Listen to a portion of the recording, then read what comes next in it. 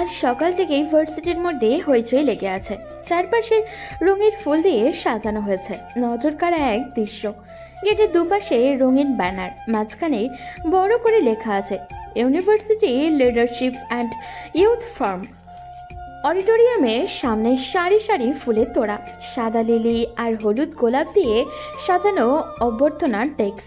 স্বেচ্ছাসেবীরা ব্যস্ত, কেউ অতিথিদের নাম যাচাই করছে, কেউ তো আবার বুকলেট আর আইডি কার্ড হাতে তুলে দিচ্ছে। এই সব কিছু দেখে শুনে ঠিক করছে ইলারা। আজকে এই প্রোগ্রামের সব দায়িত্ব তারই ওপরে। সব কিছুই সাজানো গোছানো প্রায় শেষের দিকেই ইলারা সব কিছু আবারও একবার পরখ করে নেয়। আজ ভার্সিটির ভিপি তার ছেলে আসছে। গেটের সামনে কয়েকজন শিক্ষার্থী ফুল নিয়ে দাঁড়িয়ে আছে অতিথিদের আপ্যায়ন করার জন্য।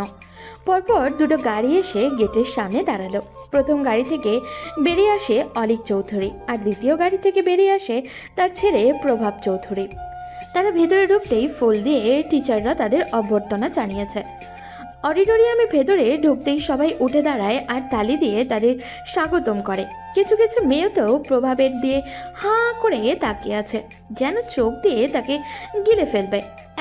এইরকম সুদর্শন ছেলে এর আগে তারা কখনো দেখেছে কিনা সন্দেহ আছে। কালো প্যান্ট, সাদা শার্ট আর কালো ব্লেজার, সিল্ক চুলগুলো সব কিছুতেই যেন তাকে ফুটিয়ে তুলছে। তাদের জন্য রাখা হয়েছে আলাদা লাউঞ্জ। তারা গিয়ে নিজেদের জায়গায় বসে। টিচাররা তাদের সাথে কুশল বিনিময় করছে। শুধু ইলারা বাদে, সে বর্তমানে এখানে উপস্থিত নেই। চারপাশে ক্যামেরার ফ্ল্যাশ, নরম গুঞ্জন, চাপা উত্তেজনা, এরই মাঝে কারোর পদচারণের ধ্বনি শোনা যায়। মুহূর্তের মধ্যে চারপাশ নীরব হয়ে পড়ে। কেউ কেউ তো ওই ধ্বনির উৎস খুঁজছে। তখনই অডিটোরিয়ামের দরজা খুলে ইলারা প্রবেশ করে।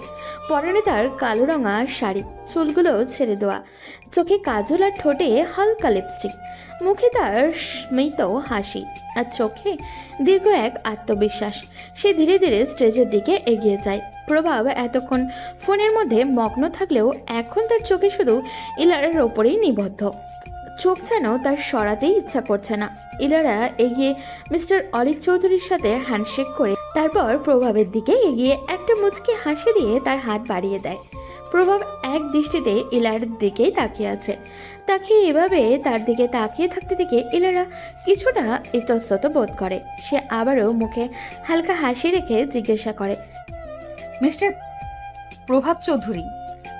তবে সামনে ধ্যান মগ্ন হয়ে বসে থাকা ব্যক্তিটির কোনো ভাবান্তরই নেই। সে যেন অন্য রাজ্যে হারিয়েছে। ইলারা এবার তার সামনে হাত নাড়ালে তার ধ্যান ভাঙে।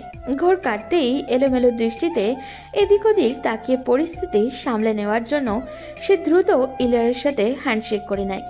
ইলারা গিয়ে নিজের স্থানে দাঁড়ায়। মাইক হাতে নিয়ে ইলারা বলতে শুরু করে, সুপ্রভাত সম্মানিত অতিথিবৃন্দ, শিক্ষক ও শিক্ষার্থীবৃন্দ। আজকে বিশ্ববিদ্যালয় তরুণ নেতৃত্ব সম্মেলনে আপনাদের স্বাগত জানাই। আমাদের সঙ্গে আছেন আমাদের ভার্সিটির ভিপি মিস্টার অলিক চৌধুরী, যিনি এই প্রোগ্রামকে অনুমোদন দিয়েছেন এবং উৎসাহ দিয়েছেন।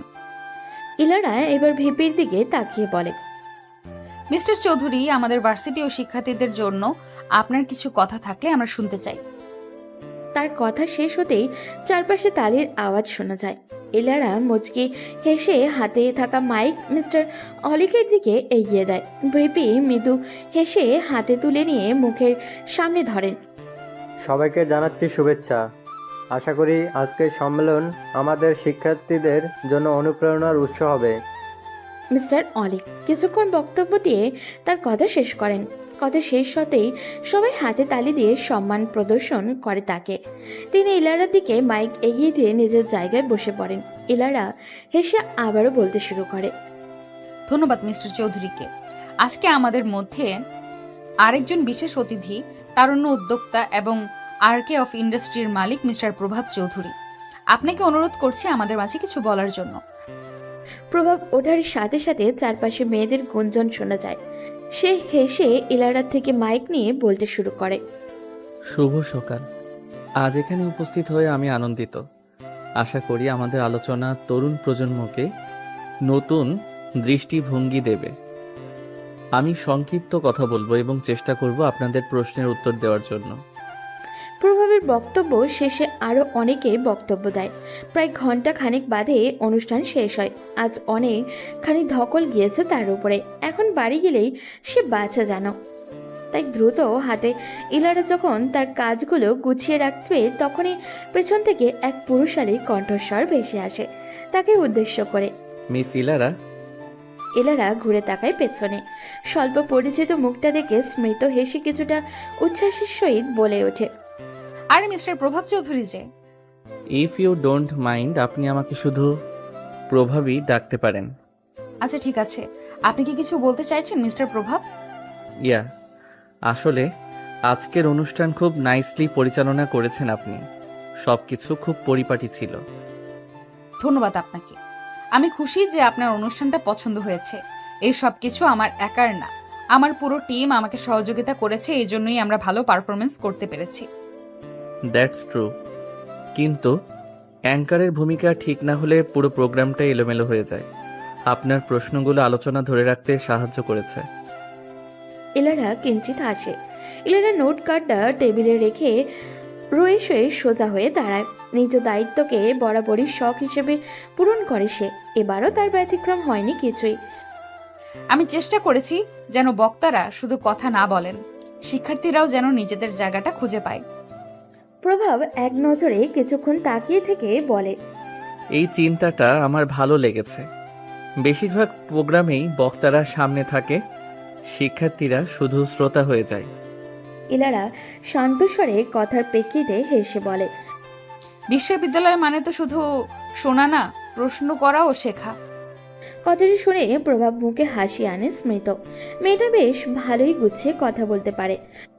আপনি তো শুধু দায়িত্ব পালন করেননি, প্রোগ্রামের উদ্দেশ্যটাও ধরে রেখেছেন। দায়িত্বটা আমার ছিল, আমি শুধু সেটা ঠিকভাবে করার চেষ্টা করেছি। দুজনের কথার মাঝখানে একজন গার্ড সেখানে উপস্থিত হয়। স্যার, আপনাকে আপনার বাবা ডাকছে। ঠিক আছে, তুমি যাও, আমি আসছি। গার্ড চলে যেতেই প্রভাব ইলারার দিকে তাকিয়ে বলে, আপনার সাথে কথা বলে ভালো লাগলো মিস ইলারা। আই হোপ আমাদের আবার দেখা হবে। ধন্যবাদ, আপনার সাথেও কথা বলে ভালো লাগলো। প্রভাব মাথা নেড়ে সেখান থেকে চলে যায়। ইলারাও নিজেদের কাজ শেষ করে বাড়ির উদ্দেশ্যে বেরিয়ে পড়ে। তবে সে জানতে পারে না, একটি হৃদয়ে আজ থেকে তার অপরিকল্পিত প্রেমের দেওয়ালে ছন্দিত হবে শুধু তারই নাম। চতুরতা কম ক্ষেত্রে যতই হোক, বাড়ি ফিরলে যেন সকল আলসেমি থেকে ধরে মেয়েটাকে। সেই যে দুপুরে ভার্সিটি থেকে ফিরে ঘুম দিলেও তারপর সন্ধ্যে 7টা মাত্রই ঘুম থেকে উঠে ফ্রেশ হয়েছে। ড্রয়িং রুমে গিয়ে দেখে তার মা বাবা বসে গল্প করছে। সে গিয়ে তার মায়ের পাশে বসে তার কোলে মাথা রাখে। তার মা মিসেস রুমানা বেগম এবং বাবা মিস্টার আফজাল। মিসেস রুমানা মেয়েকে নামতে দেখে কিচেন থেকে 1 কাপ ধোয়া ওঠা গরম চা নিয়ে আসে। ইলারা হাতে চায়ের কাপটি দিয়ে ধীরে কণ্ঠে শুধায়, কিরে মা, শরীর খারাপ লাগছে তোর? না আম্মু, শুধু মাথাটা ব্যথা করছে। আয়, আমি মাথাটা টিপে দেই, ভালো লাগবে। এলারা চিত্ত জোড়ানো একখানা হাসি দিয়ে মায়ের কাছে আরেকটু এগিয়ে বসে। মা মেয়ের এমন কাণ্ড দেখে মিস্টার আফজাল সাহেব হেসে ফেলে। আজকে তোমার প্রোগ্রাম কেমন গিয়েছে? সবকিছু ভালোভাবে হয়েছে আব্বু। কালকে তোমার বড় বোন আসবে। কথাটা এলারার কানে যেতেই সে লাফিয়ে উঠে বসে আর বিস্ময়ে বলে, কি আপু আসবে? কোনো সমস্যা? না আব্বু। ইলারা আর কিছু না বলে নিজের রুমে চলে যায়। ইলারার এরকম কাণ্ড কারখানা দেখে তার মা বাবা কিছুটা অবাক হয়। এলারার রুমে গিয়ে দ্রুত তার বোনকে কল দেয়। এলারার বোন ইলমা সুলতানা। কয়েকবার রিং হতেই ইলমা কল রিসিভ করে। হ্যালো আপু, তুই কালকে আসবি? কি ম্যাডাম, খবর পেয়ে গেছেন? রে, ওই তোর ওই বিচ্ছু দুইটাকে রেখে আসবি?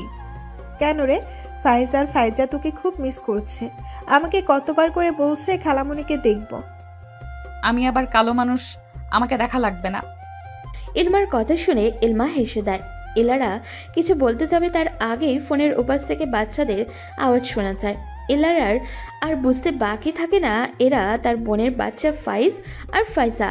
দুজনের বয়স 5 বছর এবং তার দুজনেই যমজ।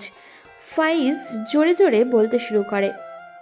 মিমি, মিমি তুমি আছো? ফাইজ আর ফাইজা তাকে মিমি বলেই ডাকে। আছি তো বিচ্ছু। তুমি আমাকে বিচ্ছু বললে কেন? বিচ্ছুকে বিচ্ছু ডাকবো না তো কি ডাকবো শুনি?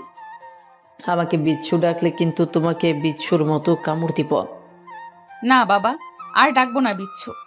একবার যে কামড় দিয়েছিলি এখনো দাগ আছে। মিমি, আমরা আসলে কিন্তু তোমার রুমে ঘুমাবো। আমার রুমে আগে অনুমতি নিতে হবে। আমরা অনুমতি নেব না, আমরা দখল করব। ঠিক আছে, কিন্তু আমার একটা শর্ত আছে। কি শর্ত? দুষ্টুমি করা যাবে না আর আমার জিনিসে হাত দেওয়া যাবে না। ফাইজ আর ফাইজা একসাথে বলে ওঠে। ঠিক আছে মিমি। দেখি এবার আমাকে ফোনটা দাও, আমি আমার বোনের সাথে একটু কথা বলি। ইলারার ইলমার সাথে কিছুক্ষণ কথা বলার পর ইলারা ফোন রেখে দেয়। সকালের নরম আলো জানলা দিয়ে ঢুকছে। ক্লাসরুমের ভেতরে হালকা গুঞ্জন, সবাই নিজেদের মতো পড়া গুছিয়ে নিচ্ছে। ইলারা ধীর পায়ে ক্লাসরুমে ঢোকে। পরনে তার হালকা আকাশি রঙের শাড়ি, চোখে স্বাভাবিক দৃঢ়তা। Good morning everyone. Good morning ma'am. সবাই টেস্টের জন্য প্রস্তুত তো? জি ম্যাম। আমি খাতা দিচ্ছি, তোমরা পাশ করে দাও। ক্লাসের শেষে ঘন্টা বাজার সাথে পরীক্ষাও শেষ হয়। ইলারা খাতা গুছিয়ে ডেস্কের সামনে দাঁড়িয়ে পড়ে। রেজাল্ট তোমরা কালকে পেয়ে যাবে। ক্লাস থেকে বের হয়ে ইলারা টিচার রুমে গিয়ে নিজের জায়গায় বসে পড়ে। ইয়ালা ম্যাম, আজ কেমন গিয়েছে আপনার টেস্ট? ভালো হয়েছে। ইলারা কয়েকটি কাগজ কেটে বাকিগুলো রেখে অন্য ক্লাসের উদ্দেশ্যে টিচার রুম থেকে বেরিয়ে পড়ে। ক্লান্তি ভরা শরীর নিয়ে ইলারা বাসায় প্রবেশ করে। তাকে দেখে ফাইজ আর ফাইজা দৌড়ে আসে। তারা দুপুরের দিকেই এসেছে। ইলারা গিয়ে সোফায় বসে। রান্নাঘর থেকে তার মা তার জন্য লেবুর শরবত বানিয়ে নিয়ে আসে। তার দিকে গ্লাস এগিয়ে দিতে দিতে বলে, তোমরা মিমিকে এখন জ্বালিও না, মিমি এখন অনেক ক্লান্ত, তোমাদের সাথে পরে খেলবে। সমস্যা নেই আম্মু, আমি ঠিক আছি। মিমি, আমাদের জন্য চকলেট এনেছো? এনেছি তো, আগে আমি ফ্রেশ হয়ে নিই, তারপর তোমাদের চকলেট দেব। ঠিক আছে মিমি। বিকেলের দিকে ইলারা আর ইলমা ছাদে যায়। ফাইজ আর ফাইজা এখনো ঘুমাচ্ছে। দুই বোন ছাদের এক কিনারার দিকে দাঁড়ায়। শ্বশুরবাড়ি কেমন রে আপু? বলিস না, একদিক দিয়ে ভালো, আবার আরেক দিক দিয়ে খারাপও বটে। কেন খারাপ? ঘরের সমস্ত কাজ আমাকেই করতে হয়, বাচ্চাদের দেখাশোনা হতে সব কিছুই। তবে মাঝে মধ্যে তোর ভাইয়াও আমাকে হেল্প করে। ইলমার কথায় দীর্ঘ এক নিঃশ্বাস ফেলে ইলারা। কোথাও যেন আধারি ছায়ায় কিছু বাসনা ভেসে আসতে চায় তার চোখের পাতায়। জানিস, তুই এই বাড়ি থেকে চলে যাওয়ার পর তোকে অনেক মিস করেছি। বাবা, কেন রে? যখন ছিলাম তখন বলতি তুই চলে গেলেই পুরো ঘরের রাজত্ব আমার, আর এখন মিসও করছিস? তখন বুঝিনি তোর গুরুত্বটা, তুই চলে যাওয়ার পর বুঝতে পেরেছি। আচ্ছা বাবা, আর ইমোশনাল হতে হবে না। আমি তো আর একবারের জন্য শ্বশুরবাড়ি চলে যাইনি। ইলারা হালকা মাথা নেড়ে তার বোনের কাঁধে মাথা রাখে। দুজনে আরও কিছু সময় ছাদে কাটায়। সন্ধ্যা 6টায় ইলারা নিজের রুমে বসে খাতা কাটছে। হঠাৎই রুমে হুড়মুড়িয়ে ফাইজ আর ফাইজা ঢোকে। ইলারা খাতা থেকে চোখ সরিয়ে তাদের দিকে তাকায়। কি করছো মিমি? খাতাটা কাটছি, কিছু বলবে? আসলে না, মানে তোমার ওই রংগুলো আমাদের দিবে? ইলারা চোখ ছোট ছোট করে ফাইজের দিকে তাকিয়ে বলে, আমার রং দিয়ে তুমি কি করবে? আমরা ছবি আঁকবো। আচ্ছা, ওই ড্রয়ারে আছে, নিয়ে যাও, নষ্ট করবে না। ঠিক আছে মিমি। দুজনে খুশি হয়ে চলে যায়। ইলারা আবারও নিজের খাতা কাটতে ব্যস্ত। কিছুক্ষণ বাদে ইলারার ফোন কল আসে। ইলারা একবার তাকিয়ে দেখে আননোন নাম্বার থেকে কল এসেছে, তাই সে কল রিসিভ করে না। পরপর কয়েকবার কল আসছে দেখে এবার ইলারা বিরক্ত হয়ে কল রিসিভ করে, ফোন কানে তুলে নেয়। কি সমস্যা? কল দিচ্ছেন কেন? কে আপনি? ফোনের ওপাশ থেকে প্রভাব বলে ওঠে, আমি প্রভাব বলছি, মিস ইলারা। ও আপনি? আমি ভাবলাম কে না কে, কিন্তু আপনি আমার নাম্বার পেলেন কি করে? ভার্সিটির অফিসিয়াল কন্ট্যাক্ট লিস্ট থেকে। ও, বুঝতে পেরেছি। আসলে আমি আননোন নাম্বার দেখে কল রিসিভ করিনি। বুঝতে পেরেছি। তো কি করছেন এখন? স্টুডেন্টদের খাতা কাটছি, আর আপনি? আমি তো তোমার কথাই ভাবছি। কি বললেন আপনি? কিছু না তো, কোম্পানির কিছু ফাইল দেখছিলাম। মনে হয় আপনি এখন ব্যস্ত আছেন। না না, আমি একদমই ব্যস্ত না, আমার অনেক সময় আছে। আর তুমি আমাকে আপনি না বলে তুমি বলতে পারো। আচ্ছা ঠিক আছে। এখন কি একটু দেখা করা যাবে? এখন? হ্যাঁ, কোনো সমস্যা? ইলারা বুঝতে পারে না হঠাৎই লোকটার এমন দেখা করতে চাওয়ার কারণ কি। আপন মনেই ভাবতে থাকে, এই লোক আবার আমার সাথে দেখা করতে চায় কেন? কেন, কোনো মতলব নেই তো। কি হলো, কিছু বলছো না যে? কি? হ্যাঁ, আসলে এখন এই সময় তো পসিবল নয়, তবে আপনি যদি চান তো আমরা বরং কালকে দেখা করি। ঠিক আছে, তুমি যা বলবে। আচ্ছা, আর কিছু বলবেন? না মানে আমার কাজ আছে তো আর কি। আচ্ছা ঠিক আছে, কালকে না হয় বাকি কথা বলবো। আর হ্যাঁ, আমার নাম্বারটা সেভ করে রেখো। ওকে। প্রভাবের কথায় রাজি হয়ে গেলেও ইলারার মনে ভিন্ন সুর বাজে। আবার কি কথা বলবে? আচ্ছা থাক, কালকেই দেখা যাবে না হয়। ফোন রেখে ইলারা খাতা কাটায় ব্যস্ত হয়। রাত প্রায় 9টা ছুঁই। ইলারার খাতা কাটা শেষ, রুম থেকে বের হয় ও। ড্রয়িং রুমে ফাইজা হাসির আওয়াজ শোনা যাচ্ছে। সে সেদিকে এগিয়ে গিয়ে ইলমার পাশে ধপাস করে বসে পড়ে। তাকে দেখে ফাইজা এগিয়ে আসে। মিমি দেখো, আমার ছবিটা বেশি সুন্দর হয়েছে না? না মিমি, আমারটা বেশি সুন্দর হয়েছে না? আমারটা বেশি সুন্দর। না আমারটা। আরে বাবা, দুজনেরটাই বেশি সুন্দর হয়েছে। এবার খুশি? হুম। রাতের খাবার শেষে যে যার রুমে চলে যায়। ইলারা মাত্রই নিজের রুমে এসেছে, তখনই রুমে হুড়মুড়িয়ে ফাইজা ঢোকে। তাদেরকে দেখে ইলারা বলে, তোমরা এখানে কেন? আমরা বলেছিলাম না এখানে ঘুমাবো। আচ্ছা ঘুমাও, তবে আমাকে একটুও জ্বালাবে না। ঠিক আছে। সকাল সকাল ইলারা ভার্সিটি যাওয়ার উদ্দেশ্যে রেডি হয়ে নেয়। তখনই ফাইজা রেডি হয়ে তার সামনে আসে। তাদের দেখে ইলারা ভ্রু কুচকে জিজ্ঞাসা করে, তোমরা এখানে কেন? আবার কি চাই? মিমি, আমরাও তোমার সাথে যেতে চাই। না না, একদমই না, এমনি রাতে আমাকে ঘুমাতে দাওনি। ফাইজা তাদের দিকে কাঁদো কাঁদো চোখে তাকায়। ইলারা পড়ে যায় এবার মহা মুশকিলে। সেও তো তাদের দিকে কাঁদো কাঁদো করে তাকায়। ইলারা ইলমার দিকে তাকিয়ে বলে, আপুরে, তোর বিচ্ছুগুলোকে নিয়ে না রে। ফাইজা দেখো, তোমাদের মিমিকে কিন্তু বিরক্ত করবে না। মিমি তোমাদের জন্য কোনো দিন নিয়ে যাবে। না না, আমরা আজকে যাব। মিমি, তুমি আমাদের নিবে না? ইলারা কি বলবে বুঝে উঠতে পারছে না। এদের কোনো কথাই সে ফেলতে পারে না। সে সোফায় বসে ব্যাগ থেকে ফোনটা বের করে প্রিন্সিপালের নাম্বারে কল দেয়। রিসিভ হতেই ইলারা বলে ওঠে, হ্যালো স্যার। হ্যাঁ মিস ইলারা, বলুন।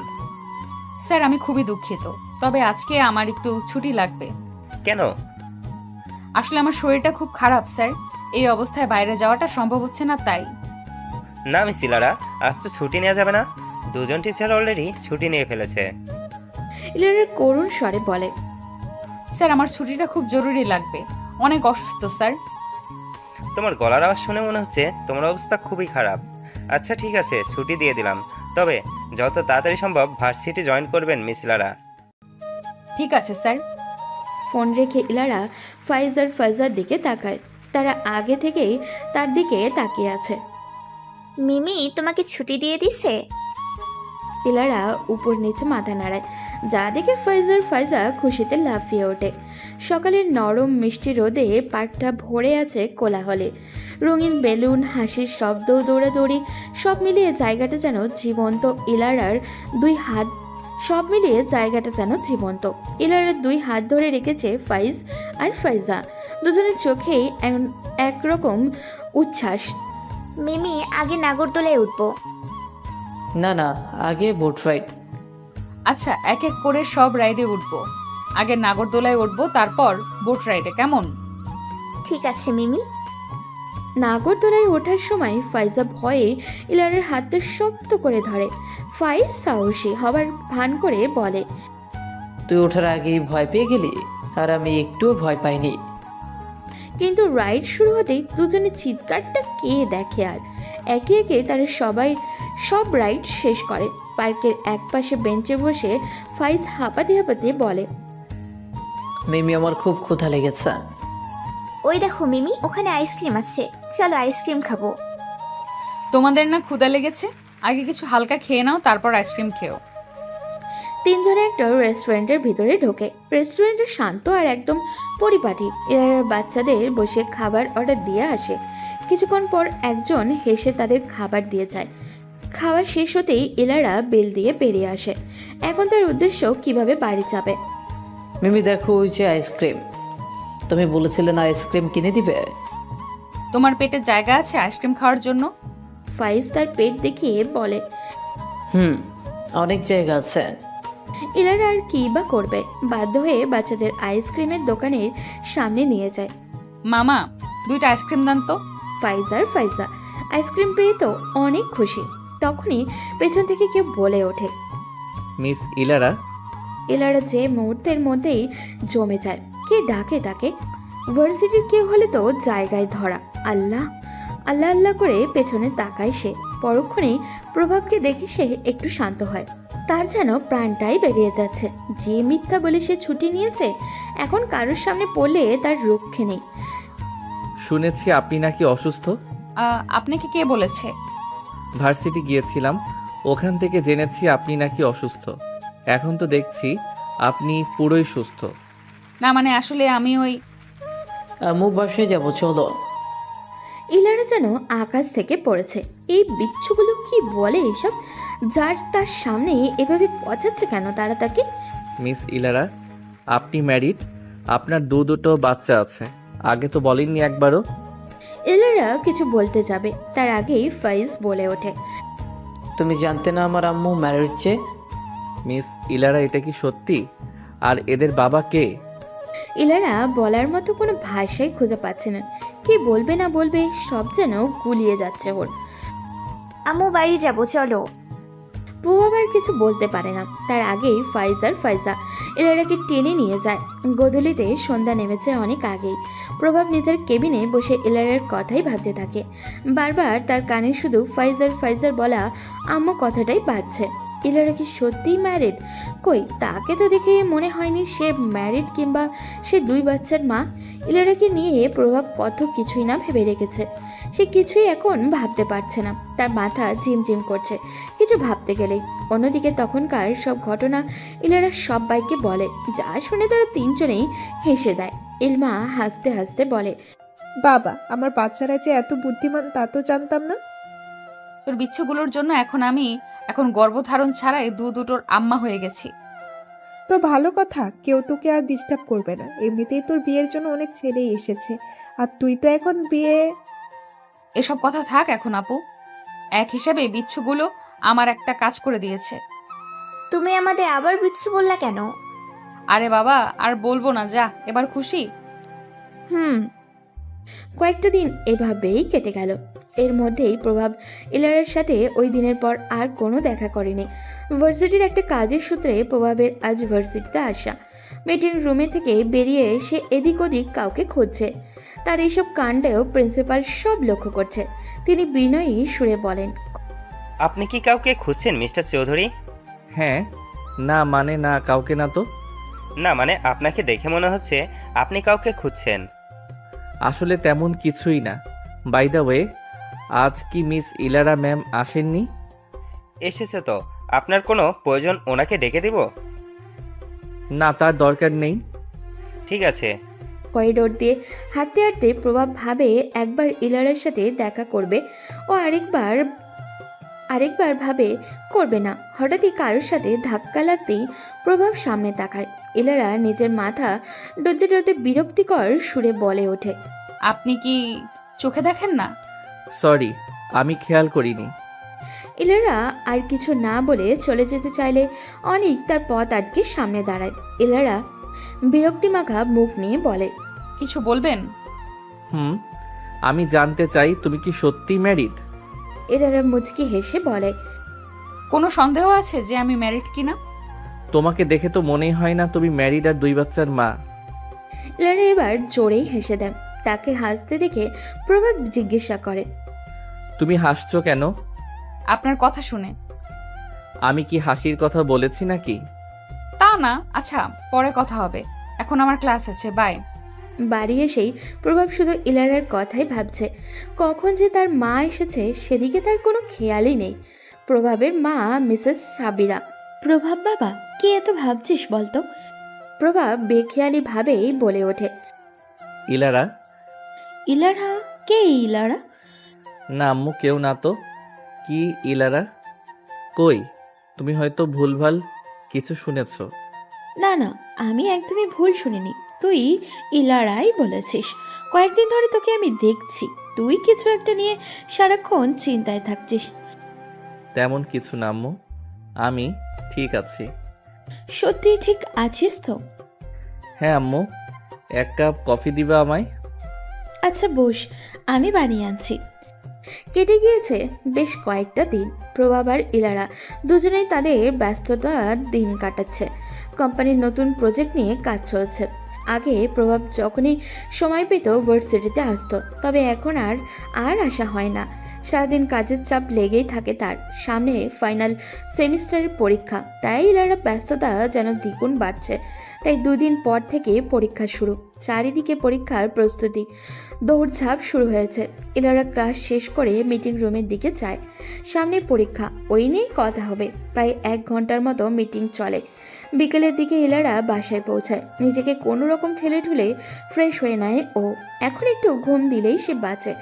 বালিশের মাঝে মাথাটা হেলিয়ে দেয় ও। সন্ধ্যার আলো প্রায় নিভে এসেছে। আকাশ লালচে বর্ণ ধারণ করেছে। শহরটা এতক্ষণ শান্ত থাকলেও এবার আগের মতো প্রাণবন্ত হয়ে যায়। ইলারা রুম থেকে বের হয়ে ড্রয়িং রুমের দিকে যায়। আগে থেকেই ওখানে সবাই ছিল।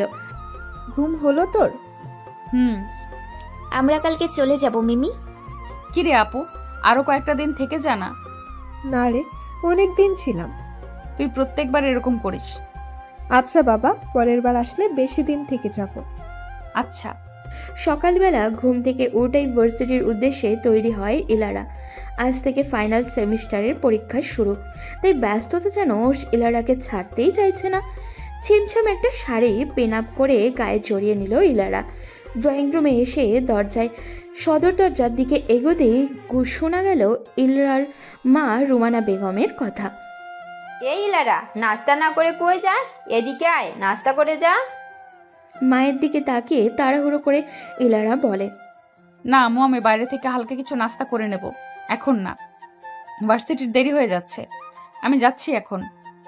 ইলারার কথা শুনে ডাইনিং টেবিলে বসা ইলারার বাবা মিস্টার আফজাল সাহেব ইলারার উদ্দেশ্যে বলেন, না মা, বাইরে থেকে খাওয়ার দরকার নেই, অস্বাস্থ্যকর খাবার সব, তুমি বাড়ি থেকেই খেয়ে যাও, বেশি দেরি হবে না। বাবার কথা শুনলো ইলারা। বাধ্য মেয়ের মতো ডাইনিং টেবিলের সামনে গিয়ে বাবার পাশের চেয়ারটা টেনে বসলো। তাড়াহুড়ো করে অল্প কিছু নুডলস খেয়ে বেরিয়ে পড়লো ইলারা। হল ডিউটি শেষ করেই টিচার্স রুমে যায় ইলারা। নিজের বরাদ্দকৃত জায়গায় বসে 1 গ্লাস পানি খেয়ে নিল ও। হঠাৎ ইউনিভার্সিটির পিয়ন ইলারাকে উদ্দেশ্য করে বলে ওঠে, ম্যাম, আপনার একজন স্যার ডাকতেছে বাইরে। পিয়নের দিকে তাকিয়ে হালকা হেসে ইলারা বলল, আসছি। বলেই চেয়ার ছেড়ে উঠে দাঁড়ালো ইলারা। পিয়নের সাথে হাঁটা ধরল বাইরে যাওয়ার উদ্দেশ্যে। মনে মনে ভেবে নিল হয়তো ভার্সিটির কোনো স্যার তাকে ডাকছেন। বাইরে যেতেই দেখা মিলে প্রভাব চৌধুরীর সাথে। সেই মুহূর্তেই পাশ থেকে পিয়ন বলে ওঠে, এই স্যারটাই ডেকেছিল আপনাকে। বলে স্থান ত্যাগ করে পিয়ন প্রভাবের সামনে গিয়ে দূরত্ব বজায় রেখে দাঁড়ায় ইলারা। এই সময়ে প্রভাবকে দেখে কিছুটা অবাক হয় ইলারা। ঠোঁটের কোণে হালকা হাসি রেখায় ইলারা বলে ওঠে, আরে মিস্টার প্রভাব চৌধুরী যে, তাই এই সময় আমাকে ডাকার উদ্দেশ্য কি? প্রভাবের দিকে একটু ভালো করেই তাকায় ইলারা। পেটানো দেহ, কালো প্যান্ট, কালো শার্ট, কালো রঙের কোট পরিহিত এক সুদর্শন পুরুষ সে। গাল ভর্তি চাপদাড়ির মাঝখানে আড়ালে একটা মুচকি হাসি লেগে থাকে প্রায়। হঠাৎই ইলারার মনে হলো লোকটি এক কথায় সুদর্শন। ওনার গার্লফ্রেন্ড জিতেছে ভাই। ভাবনার মাঝেই প্রভাব হালকা হেসে বলে, কোনো উদ্দেশ্য ছাড়া কি আপনাকে ডাকা যায় না মিস ইলারা? উপস, সরি, আপনি তো মিস না, মিসেস হবেন। প্রভাবের প্রথম কথাটা উদ্দেশ্যে ইলারা বলে ওঠে, না মানে উদ্দেশ্য তো থাকতেও পারে, তাই বললাম আর কি। স্বাভাবিকভাবেই প্রভাব বলে উঠল। আপনার কাজ কি শেষ?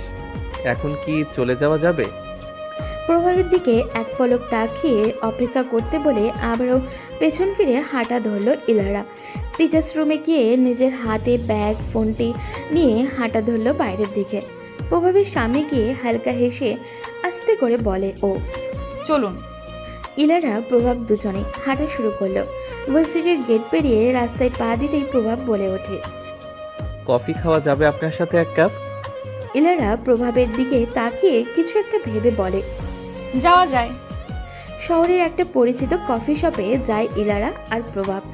দুজনেই চেয়ার টেনে সামনাসামনি বসলো। ওয়েটারকে ডেকে 2 কাপ কফি অর্ডার করে প্রভাব। ইলারার দিকে তাকিয়ে হালকা হেসে বলে ওঠে, বললে না তো তোমার বিয়ে কবে হলো? প্রভাবের কথা শুনে তার দিকে তাকালো ইলারা। চোখাচোখি হলো দুজনের। ইলারাকে চুপ থাকতে দেখে মুখ খুলল প্রভাব নিজে। কি হলো বলতে অনিচ্ছুক?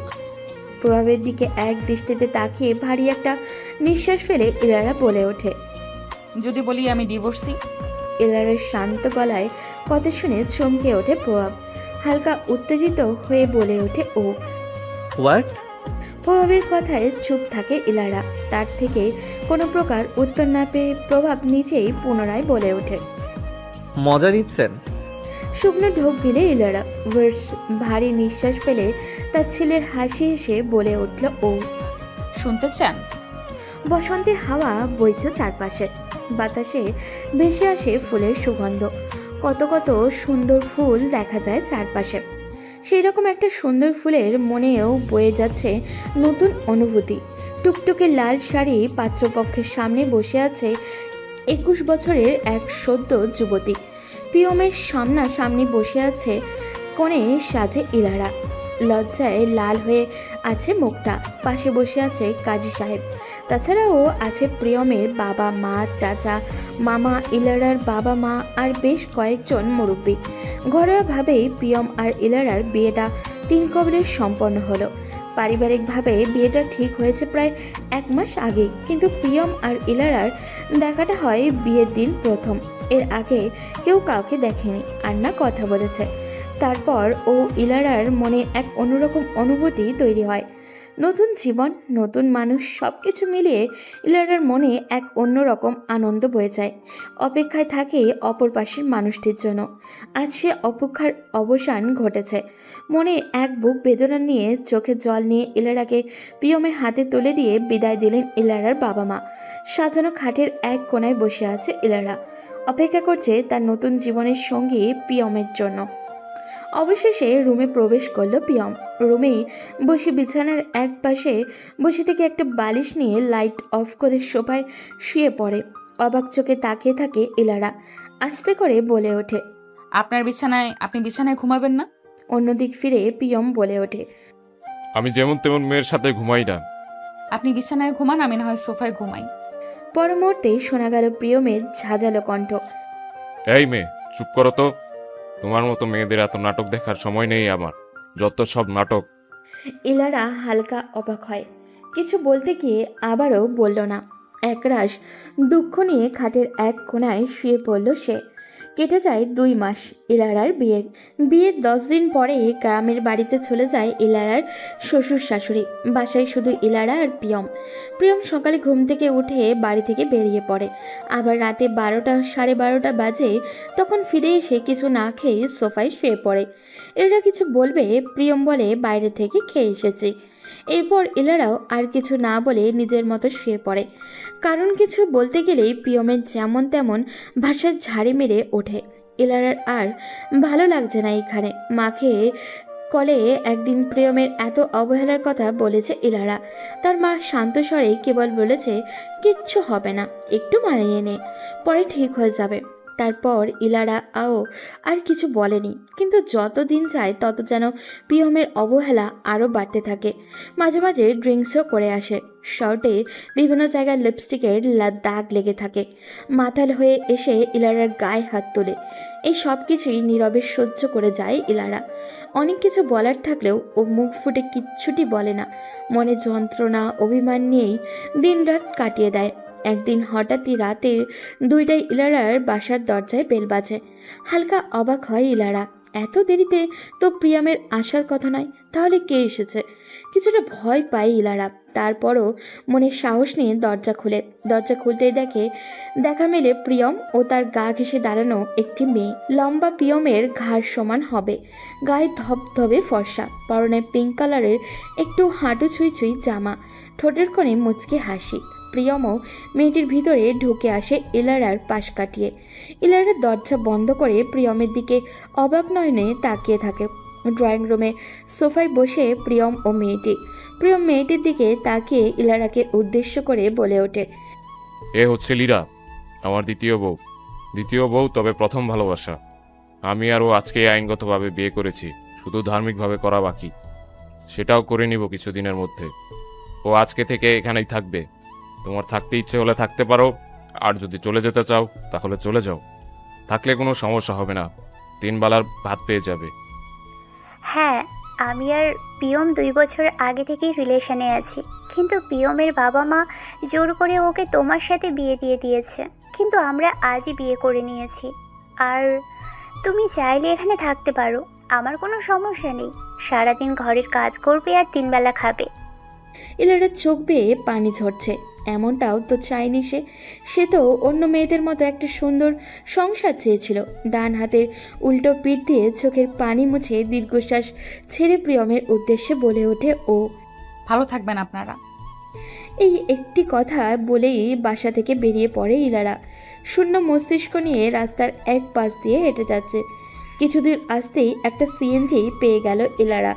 নির্দিষ্ট একটা ঠিকানা বলে উঠল সিএনজি থেকে নেমে নিজের বাড়ির ভেতরে প্রবেশ করে ও। বাবা মা অবাক হয়ে তাকিয়ে আছে। এত রাতে ইলারা হঠাৎ এখানে? মিস্টার আফজল সাহেব বলে ওঠে, কিরে মা, এত রাতে তুই হঠাৎ এখানে? আফজল সাহেব কথা শেষ করতেই হু হু করে কেঁদে ওঠে ইলারা। কান্না থামিয়ে বাবা মাকে সব কিছু খুলে বলে সে। ইলারার বাবা মা দুজনেই কিছু বলল না, কেবল চুপ করে বসেছিল। কী বা বলবে তারা? দেখে শুনে মেয়েটাকে একটা জানোয়ারের হাতে তুলে দিয়েছিল। মেয়ের জীবন চেয়ে তার নিজের হাতেই ধ্বংস করেছে। তার কিছুদিন পর ইলারার স্বাক্ষর নিয়ে ডিভোর্স পেপারে পাঠিয়ে দেয় প্রিয়মের কাছে। ইলারা পড়াশোনা আবারও শুরু করে দেয়। এরপর থেকে ইলারার বাবা মা কখনো বিয়ে নিয়ে কিছু বলে না। মাঝে মধ্যে বললেও ইলারা বলে দেয় সে বিয়ে করতে ইচ্ছুক নয়। বিয়ে সংসার এসবের মায়া ছেড়ে দিয়েছে সে অনেক আগেই। ইলারার বাবা মাও আর কিছু বলেন না।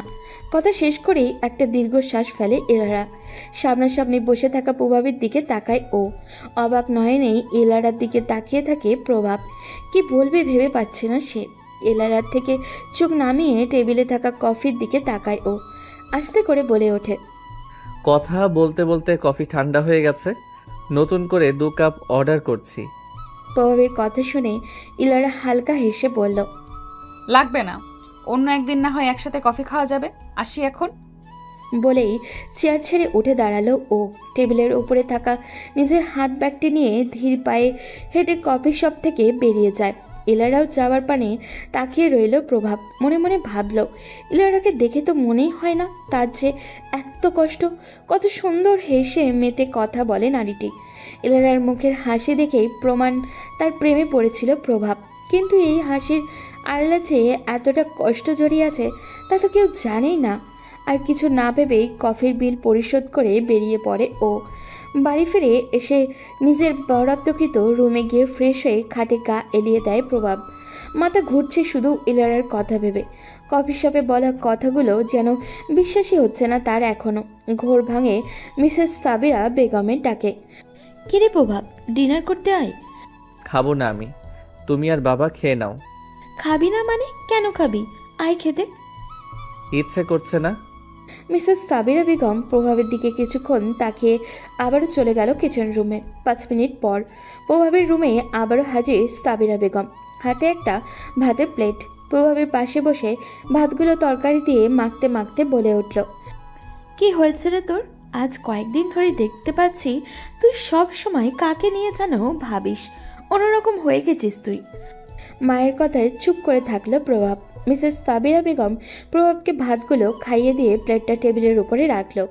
হাত ধুয়ে নিয়ে প্রভাবের মুখটা ধুয়ে নিজ হাতেই ধুয়ে দিল।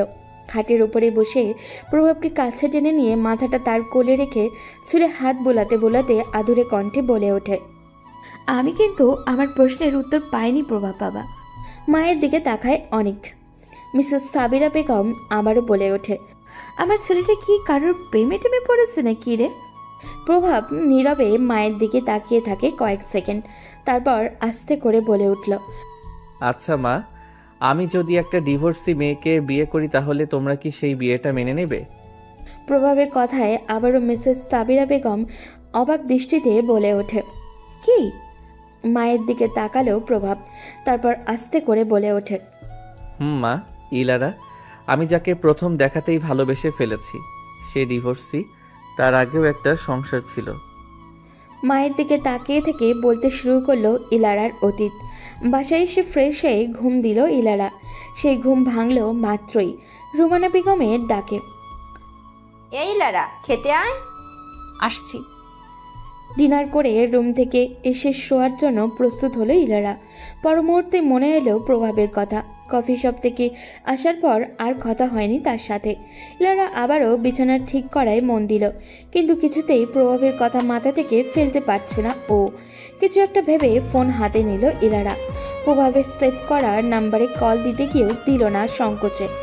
কল দিয়ে কি বলবে ও? সে প্রভাব যদি জিজ্ঞাসা করে কেন কল দিয়েছ, তখন কি বলবে ইলারা? কথা শেষ করেই একটা দীর্ঘশ্বাস ফেলে প্রভাব।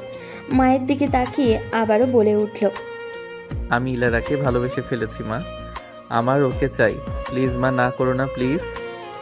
প্রভাবের দিকে মায়া ভরা দৃষ্টিতে তাকায় মিসেস সাবিরা বেগম।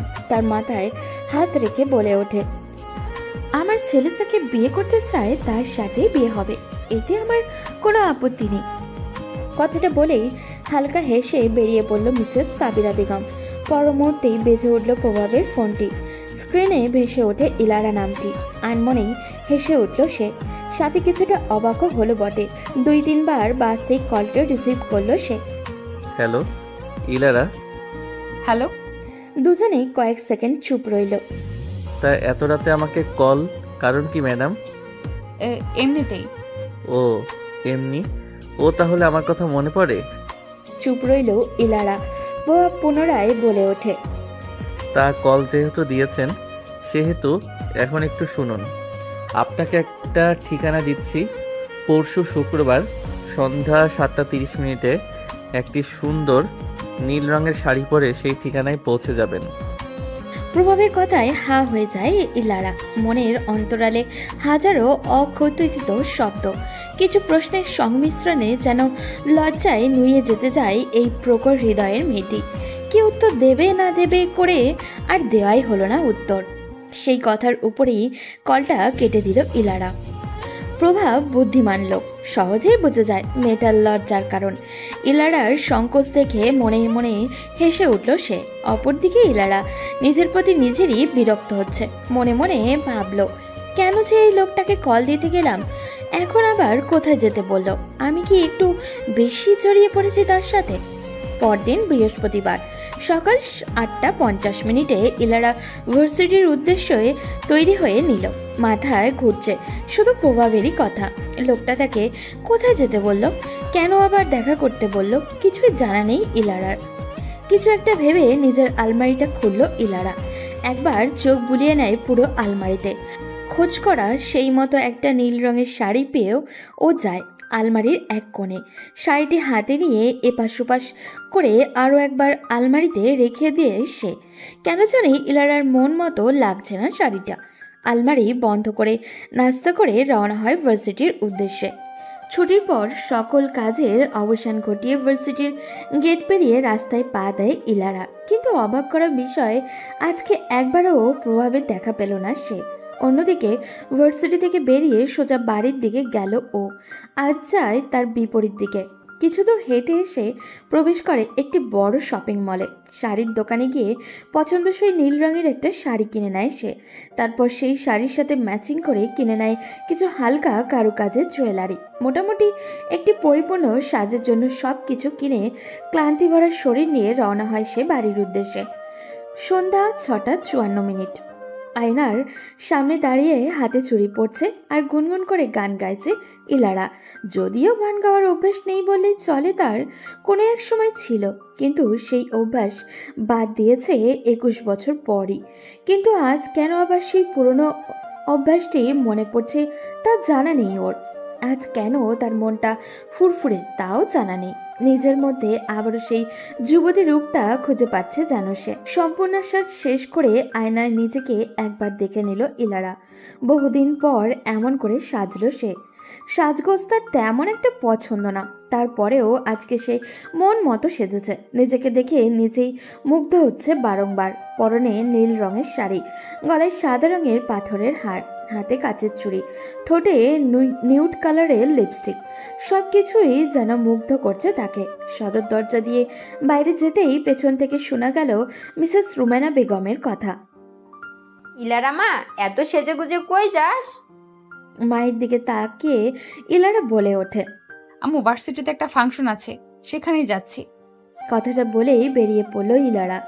প্রভাবের কথা বলাটা ঠিক হবে বলে মনে হলো না তার, তাই ভার্সিটির নাম দিয়ে চলে আসলো। প্রভাবের দেওয়া ঠিকানায় পৌঁছালো ইলারা। বাড়ি থেকে প্রায় 1 ঘন্টার পথ। প্রভাব বলেছিল 7:30 যেতে, কিন্তু ইলারা আসলো 8টা বাজে।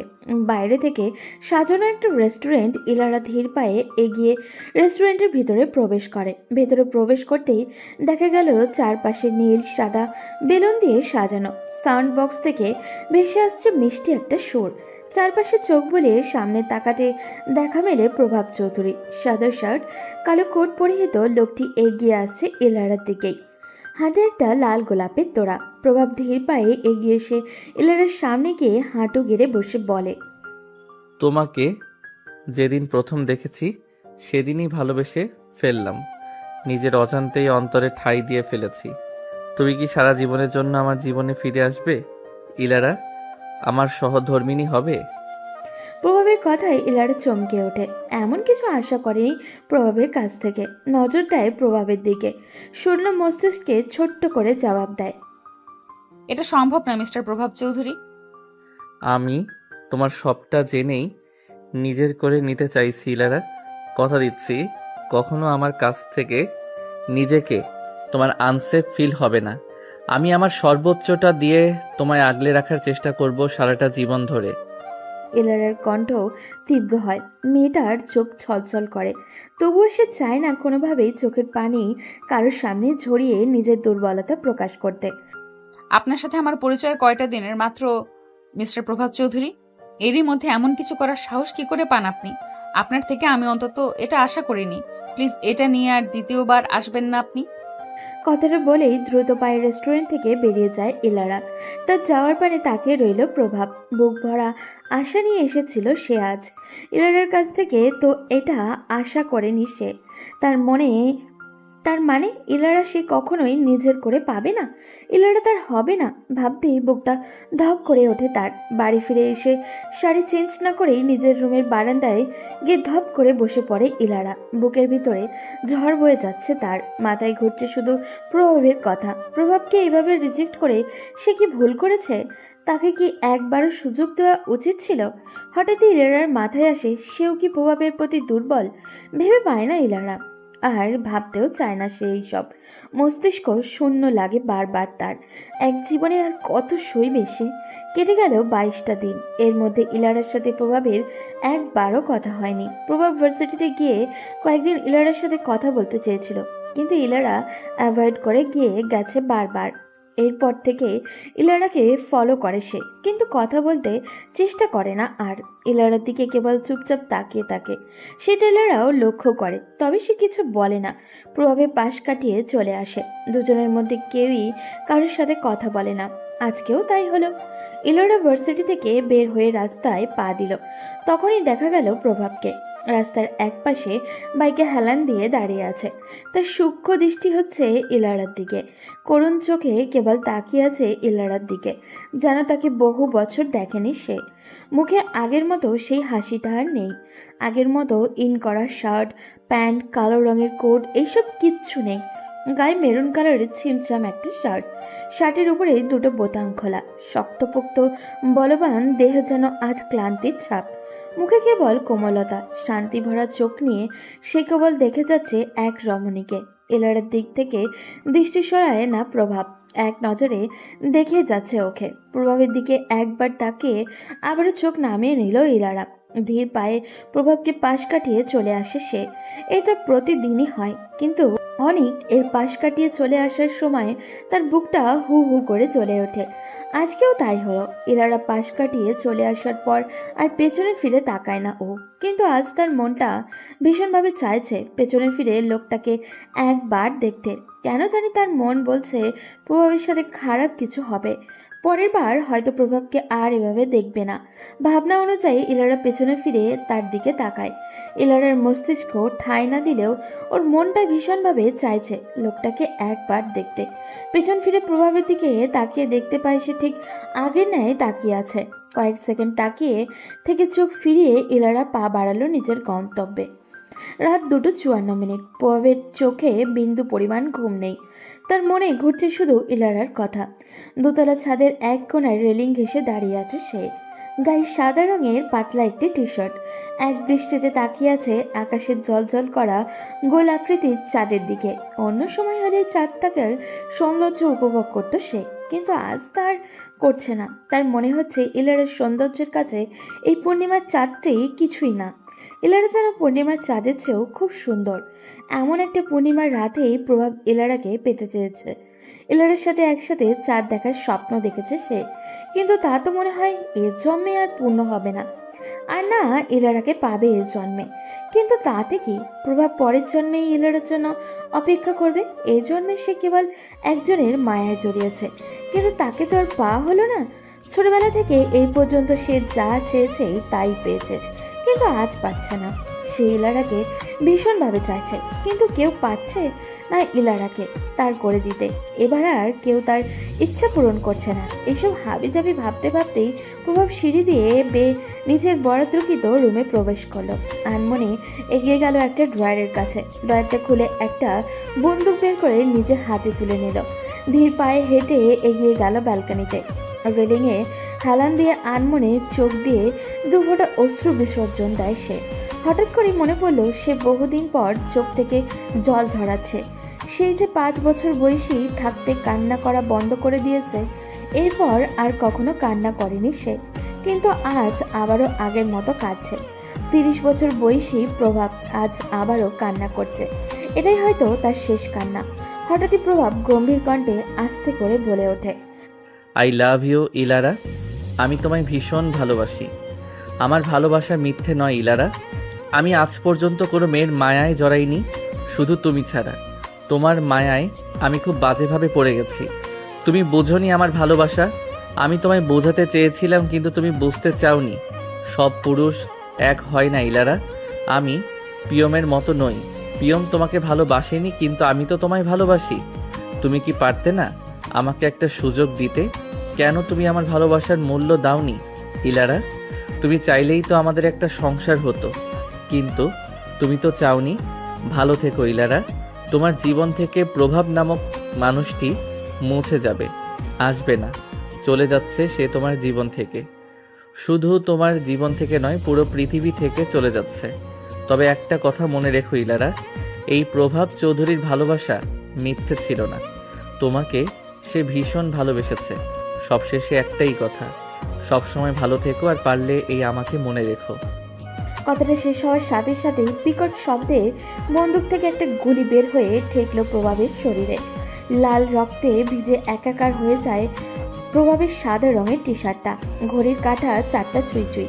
তারপরও ইলারার চোখে ঘুম নামছে না। বিছানার এপাশ ওপাশ শুধু ছটফট করছে সে। কেমন জানি অস্থির লাগছে তার। এতক্ষণ কাঁদতে কাঁদতে বালিশ ভিজিয়ে ফেলেছে ও। কান্না করার কারণটা ইলারার নিজেরও অজানা। ভার্সিটি থেকে আসার পর শুধু প্রভাবের কথাই মাথায় ঘুরছে। যতই যাচ্ছে তাকে ভুলে যেতে, ততই আরও বেশি করে মনে পড়ছে ওর। হঠাৎই শোয়া থেকে উঠে দাঁড়ায় সে। এগিয়ে জানলার পর্দা সরিয়ে জানলা খুলে দিল। সঙ্গে সঙ্গেই দমকা হাওয়া এলোমেলো হয়ে গেছে ইলারার চুল। বাতাসের তীব্র গতিতে তার গায়ের ওড়না, চুল সব কিছু উঠছে। হঠাৎই তীব্র আওয়াজে বাজ পড়ল। ইলারার বুঝতে বাকি রইল না যে বাইরে ঝড় হচ্ছে। কিছুক্ষণ নীরবে বাইরের দিকে তাকিয়ে রইল সে। বাতাসের সাথে সাথে শরীরে কম্পন দিয়ে উঠছে তার, কিন্তু ওইদিকে কোনো খেয়াল নেই ইলারার। এক নজরে বাইরের তীব্র ঝড় দেখছে সে। তার কাছে যেন এই ঝড় কিছুই না, তার মনে তো আরও দ্বিগুণ বেগে ঝড় বয়ে যাচ্ছে। কিন্তু সেটা কি কেউ দেখেছে? ইলারাও দেখছে না, সে কেবল অনুভব করছে। ইলারা এই মুহূর্তে ভীষণভাবে প্রভাবকে দেখতে ইচ্ছা করছে। তার মন বলছে লোকটাকে ওই দিন এভাবে রিজেক্ট না করলেও পারত সে, তাকে একবার সুযোগ দেওয়ার উচিত ছিল তার। ভাবতে ভাবতেই হু হু করে কেঁদে উঠল ইলারা। বাইরেও ঝুম বৃষ্টি নেমেছে। বৃষ্টির আওয়াজের কারণেই ইলারার কান্নার আওয়াজ শোনা গেল না। এক নাগাড়ে বৃষ্টি হলো প্রায় 1.5 ঘন্টা। কান্না করতে করতে ইলারা কখন ঘুমিয়ে পড়েছিল তা ওর জানা নেই। জানলার পাশে বসেই ঘুমিয়ে পড়েছিল সে।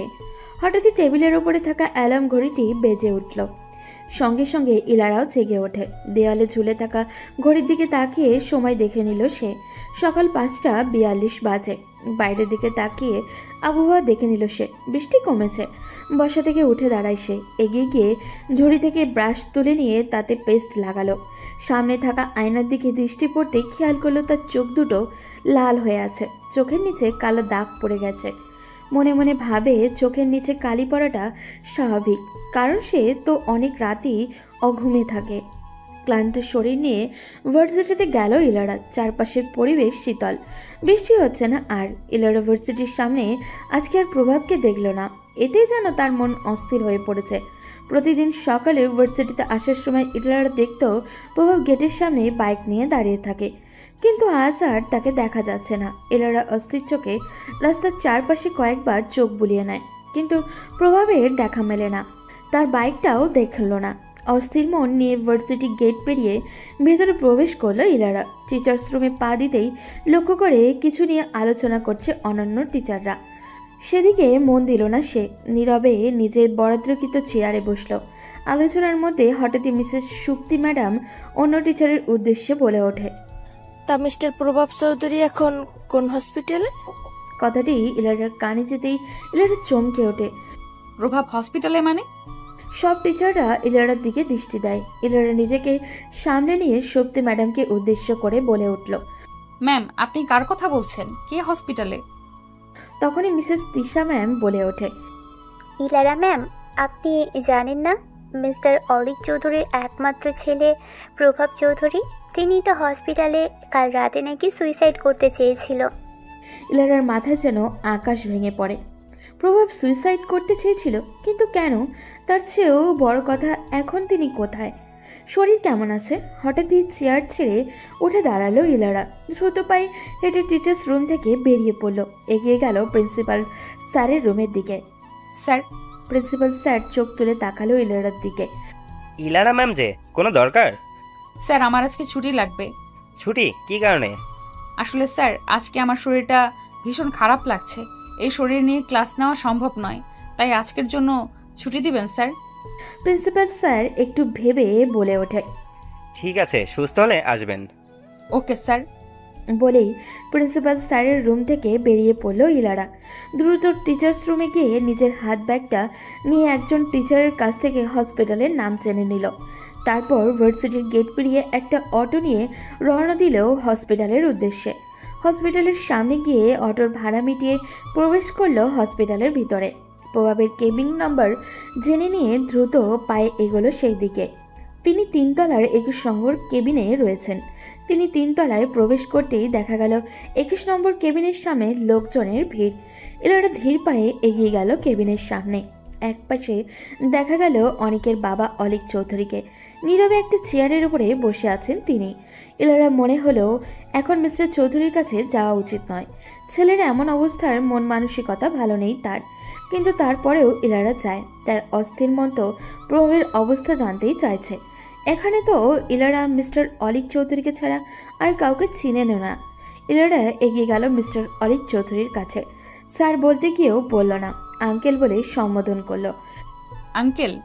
মিস্টার অলিক চৌধুরী চোখ তুলে তাকালো ইলারার দিকে, ছোট্ট করে বলে ওঠে, ইলার মা তুমি? ইলারা চুপ করে রইল কয়েক সেকেন্ড। তারপর কিছু বলতে যাবে তার আগেই পাশ থেকে একটা মহিলা ইলারাকে উদ্দেশ্য করে ডেকে ওঠে, এই এদিকে আসো। ইলারা তাকালো মহিলাটার দিকে, চোখ মুখ ভাঙা। মহিলাটিকে প্রথমেই দেখেছিল ইলারা, অন্য একটা মহিলার কাঁধে মাথা রেখে নীরবে কান্না করছিল। ইলারা বুঝতে পারল এটা প্রভাবের রিলেটিভ কেউ হবে। ইলারা এগিয়ে গেল মহিলাটির কাছে। মিসেস সাবিরা বেগম বসা থেকে উঠে দাঁড়ালো। নিজেকে সামলে নিয়ে ইলারার এক হাত ধরে হাসপাতালের এক কোণায় গেল। ইলারা বুঝল না মহিলাটার কার্যক্রম। সে কেবল নীরবে তাকিয়ে রইল। এক কোণে গিয়ে মিসেস সাবিরা বেগম মুখ খুললেন, ভাঙা কণ্ঠে বলে উঠলেন, তুমি ইলারা? ইলারা আস্তে করে বলে উঠল, জি। মিসেস সাবিরা বেগম দীর্ঘশ্বাস ছেড়ে বলল, আমি প্রভাবের মা, সাবিরা বেগম। ইলারা চুপ রইল। প্রভাতের সাথে কি সম্পর্ক তোমার? এরা থমকে গেল। কি সম্পর্ক বলবে সে বুঝতে পারছে না। ইতস্তত বোধ করে বলল, আমরা এমনিতেই পরিচিত। তুমি জানতে প্রভাব তোমাকে ভালোবাসে? ইলারা চমকে ওঠে। কি বলবে সে এখন? কিছুই বুঝতে পারছে না ইলারা। কি বলছেন সাবিরা বেগম? ইলারা হঠাৎই বলে ওঠে, উনি এখন কেমন আছেন? মিসেস সাবিরা বেগম চোখের পানি মুছে বলে উঠল, ভালো নেই। ইলারার বুকটা যেন হু হু করে কেঁপে উঠল। কি হয়েছে ওনার? ডক্টর কে বলল সুস্থ হয়ে যাবে, তাই না? মিসেস সাবিরা বেগম দীর্ঘ একটি শ্বাস ছেড়ে বলল, সুইসাইড করতে চেয়েছিল প্রভাব। কালকে রাত 3:30টায় হঠাৎ করেই একটা বিকট শব্দ আসলো ওর রুম থেকে। আমার রুম ওর রুমের পাশেই। শব্দের কারণে ঘুম ভেঙে যায় আমার। উঠে গিয়ে ওর রুমে গেলাম। রুমের দরজাটা খোলাই ছিল। রুমের ভেতরে ঢুকে বিছানার দিকে তাকিয়ে দেখলাম আমার ছেলেটা নেই বিছানায়। চোখ গেল ব্যালকনির দিকে। দেখলাম সেই দিক থেকে লাল তাজা রক্তের স্রোত বেয়ে আসছে। একটু এগিয়ে গিয়ে দেখি আমার ছেলেটা নিতর শরীরটা ফ্লোরে লুটিয়ে পড়ে আছে। তারপর আমার চিৎকার শুনে রুম থেকে বেরিয়ে আসে ওর বাবা। বলতে বলতেই কেঁদে ওঠে মিসেস সাবিরা বেগম। আবারও বলা শুরু করলেন তিনি, আমার একটাই সন্তান প্রভাব, আমার একমাত্রই ছেলে। নারী ছাড়া রত্ন আমার। ছোটবেলায় আমি আর ওর বাবা ওর সব ইচ্ছে আল্লাহ পূরণ করে আসছি। ওর কষ্ট আমার সহ্য হয় না। আমি কখনোই ওকে কষ্ট পেতে দিতাম না। কিন্তু আমার ছেলেটা এই কয়েকদিন খুব যন্ত্রণায় ছিল। যে যন্ত্রণা আমার ছেলেটা সহ্য করতে পেরে এমন একটা কাজ করেছে। আমার কি ভাগ্য দেখো, একজন মা নিজের সন্তানের এমন করুণ অবস্থা দেখতে হচ্ছে। কাঁদতে কাঁদতে কথাগুলো বলল মিসেস সাবিরা বেগম। ইলারা কেবল তাকিয়ে আছে সাবিরা বেগমের দিকে। সন্তানের এমন অবস্থা একজন মার কিভাবে সহ্য হয়? ইলারাও তো বুক জ্বলছে। ইলারার চোখ দিয়ে কয়েক ফোঁটা জলও গড়িয়ে পড়ে। সাবিরা বেগম তাকালো ইলারার দিকে। ইলারাকে কাঁদতে দেখে তিনি হাত বাড়িয়ে ইলারার চোখের পানি মুছে দিলেন। আস্তে করে বলে উঠলেন, দাঁড়াও এখানে, আমি আসছি। বলেই মিসেস সাবিরা বেগম চলে গেল। ইলারা কেবল চুপ করে দাঁড়িয়ে রইল। মনের ভিতরে ভীষণ এক শূন্যতা অনুভব হচ্ছে। কি যেন হারিয়ে ফেলেছে সে। কেউ একজনকে পাওয়ার তীব্র ইচ্ছা জেগেছে মনে। কিন্তু সে কে? সে কি তাহলে প্রভাব? প্রিয়ম তার সাথে যা করেছিল তারপর থেকে ইলারা তো ভেবেই নিয়েছিল সে আর কখনো কোনো পুরুষকে ভালোবাসবে না। কিন্তু সে তো প্রভাবকে ভালোবেসে ফেলেছে। ভালো না বাসলে কিভাবে প্রভাব এভাবে পেতে চাইতো? মানুষ বলে থাকতে মূল্য দেয় না, যখন হারিয়ে যায় তখন বোঝে। ইলারার ক্ষেত্রেও কি তাই হলো? প্রভাব তখন নিজ থেকে ভালোবাসার কথাই বলেছে ইলারাকে। তখন ইলারা মূল্য দেয়নি। মিসেস সাবিরা বেগমের কথায় ঘোর ভাঙল ইলারার। ধরো এটা, ব্যালকনিতে পেয়েছি, একটু খুলে দেখি তোমার নাম। মিসেস সাবিরা বেগম ইলারার হাতে একটা কাগজ দিয়ে ধীর পায়ে হেঁটে চলে গেলেন। 4 কোণা ভাঁজ করা একটা কাগজ। কাগজের উপরে শুকনো লাল রক্তেও লেগে আছে। ইলারা ভাঁজ করা থেকে খুলল কাগজটি। খুলতেই চোখ পড়ল প্রভাবের সুন্দর হাতে লেখা, প্রিয় ইলারা, একদিন এক মায়াবিনী বন্দী হয় আমার নজরে। আমি জীবনের সেই রঙিন যুবক, বয়সখানা ইতিমধ্যেই পার করে ফেলেছি। এখন হয়তো এমন বেহিসেবি কাজ কারবার মানাবে না আমার সঙ্গে, তবুও আমি নিরুপায়। যখনই চিন্তা করি আপনি আমার নয়, তখনই বুকের একটা পাশ জুড়ে আমার তীব্র যন্ত্রণা খেলে যায়। আমি জানি আপনার অতীত সাবলীল নয়। আমি জানি সমাজ আপনার আমার এই সম্পর্ক স্বাভাবিক চোখে দেখবে না। আমি জানি আপনার মনের অবস্থাও আমার মতো প্রথম প্রেমে পড়ার অনুভূতির মতো নয়। তবুও আমি চাই আপনাকে, একটি জীবনের গড় আয়ু বাকিটা সময় আপনাকে পাশে রাখতে। একটা মিষ্টি সকালের শুরুটাই করতে চেয়েছি আপনার মুখটি দেখে, তবে তা হওয়ার নয়। যখনই ভাবি এই ইচ্ছেগুলো পূরণ হবে না, নিজেকে বৃথা মনে হচ্ছে। এমন অনুভূতির সাথে তো আমি পরিচিত নই মিস ইলারা। আপনি চাইলেন না আমায়, তাই আমিও না হয় এক জীবনের একটি বিশেষ না পাওয়া নিয়েই মুছে গেলাম আপনার জীবন থেকে, গোটা পৃথিবী থেকে। নিজের তো হতে দিলেন না আমায়। আমি চলে যাওয়ার পর অন্তত আমার নামখানা মনে রাখবেন প্লিজ। আমি আপনার মনে না হোক স্মৃতির এক কোনায় ধুলোর মতো পড়ে থাকতে চাই। ধরে নিন এটাই আমার শেষ অনুরোধ। আমায় ভুলবেন না ইলারা, আমায় ভুলবেন না। চিঠিটি পড়ে শেষ করেছে ইলারা। চোখ বেয়ে নোনা পাড়ি পড়ছে তার। শরীর ভার ছেড়ে দিয়ে লুটিয়ে বসে পড়ল হাসপাতালের ফ্লোরে। নিজের কাছে নিজেকেই দোষী মনে হচ্ছে ইলারার। প্রভাব তার জন্য এমন একটা কাজ করে বসলো। ইলারা অনুভব করে তার বুকের ভেতরে চিনচিন ব্যথা অনুভব করছে। প্রভাবের কিছু হয়ে গেলে সে নিজেকে কখনোই ক্ষমা করবে না। আজ তার জন্যই তো প্রভাবের বাবা মা আত্মীয় স্বজন সবাই কাঁদছে। সে যদি তাকে রিজেক্ট না করে এলা একবার সুযোগ দিত তাহলে তো মন্দ হতো না। লোকটা তো তাকে সত্যিই ভালোবাসে। আর ইলারা, ও তো তার প্রতি দুর্বল। ভাবনার মাঝে হঠাৎই ডুকরে কেঁদে ওঠে ইলারা। Are you okay? কেউ একজন কণ্ঠ শুনে চমকে ওঠে ইলারা। পেছনে ফিরে তাকিয়ে দেখে একজন নার্স। ইলারাকে উদ্দেশ্য করেই কথাটা বলছে তিনি। নার্সটির প্রশ্নে ইলারা কান্না থামিয়ে উপর নিচ মাথা নাড়ে। বাম হাতের উল্টো পিঠ দিয়ে চোখের পানি মুছে উঠে দাঁড়ায় ইলারা। দ্রুত পায়ে হেঁটে প্রভাবের কেবিনের দিকে যায়। কেবিনের সামনে যেতেই মিসেস সাবিরা বেগমকে দেখে। মিসেস সাবিরা বেগম নীরবে চেয়ারের উপরে বসে আছেন। ইলারা ওনার সামনে গিয়ে হাঁটু গেড়ে ফ্লোরে বসল। মিসেস সাবিরা বেগমের উদ্দেশ্যে বলে উঠল, আন্টি, উনি এখন কেমন আছেন? জ্ঞান ফিরেছে ওনার? ডক্টর কি বলেছে আন্টি, বলুন না। ইলারার কথায় চুপ রইল মিসেস সাবিরা বেগম। সাবিরা বেগমকে চুপ দেখে ইলারা আবারও উত্তেজিত কণ্ঠে বলে উঠল, ও আন্টি, চুপ করে আছেন কেন? কথা বলুন না, আমি ওনার সাথে দেখা করব। ডক্টর কি বলেছে? মিসেস সাবিরা বেগম ইলারার দিকে শান্ত দৃষ্টি রেখে ধীর কণ্ঠে বলে ওঠেন, তাই আর খুলিনি। ডক্টর বলেছে 24 ঘন্টার মধ্যে জ্ঞান ফিরবে, আর যদি না ফিরে তাহলে ওনাদের হাতে কিচ্ছু করার নেই। ইলারা শান্ত হয়ে বলে ওঠে, আমি ওনাকে দেখতে চাই আন্টি। এখন কেবিনে যেতে বারণ করেছে, পরে দেখো। সন্ধ্যা 7:27। হাসপাতালের চেয়ারে বসে আছে ইলারা। পাশে বসে আছেন মিসেস সাবিরা বেগম।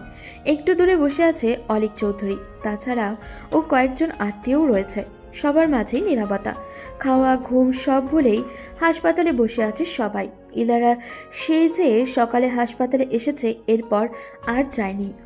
প্রভাব এখনও জ্ঞান ফেরেনি। সময়ের সাথে সাথে পরিস্থিতি যেন খারাপ হচ্ছে। হঠাৎই মিসেস সাবিরা বেগম শান্ত স্বরে বলে উঠলেন, তুমি বাড়ি যাবে না?